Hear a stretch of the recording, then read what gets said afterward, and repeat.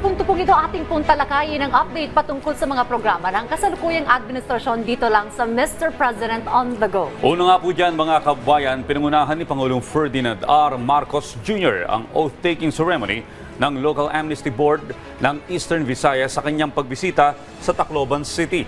Sa may Leyte, sinabi po ng Pangulo na ang seremonya ay isang makabuluhang progreso patungo sa mga pagsisikap na makamtan ang kapayapaan. Nangako po ang ating Pangulo ng patuloy na suporta para sa prosesong pangkapayapaan at sinabing makakamit ang pagkakaisa sa kabila ng pagkakaiba sa politika. Binigyan din po ng ating Pangulo na ngayong meron ng Amnesty Board, meron ng mekanismo para maibalik at maipatupad ang batas para sa mga sumalungat sa Estado ng mahabang panahon. Naniniwala ang Pangulo na matagal nang hinihintay ng mga bumubuo ng Amnesty Board upang matiyak ang prosesong pangkapayapaan na sinimulan noon ay may pagpapatuloy. Ayon po sa kay Pangulong Marcos Jr., ito po ang dahilan kung bakit kinakailangan ngayon para sa gobyerno at dating mga rebelde na magsama-sama para sa ikabubuti ng bansa at sa ikabubuti po ng ating bayan. Matagal na aniyang hinihiling sa Pangulo na buuin ang lupon at sa wakas ay nangyari na ito.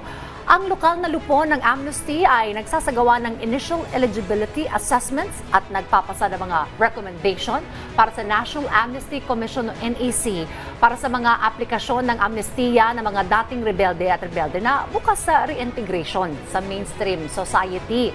Ang hakbang po na ito ay makabuluhan para po sa pagkamit ng pangmatagalang kapayapaan sa mga rehiyong apektado po ng insurgency. Ang NAC ang nagtatatag ng Local Amnesty Board sa buong bansa. At yan po muna ang ating update ngayong umaga. Abangan ang susunod nating tatalakayin patungkol sa mga aktibidad at programa ng kasalukuyang administrasyon dito lamang sa Mr. President on the Go.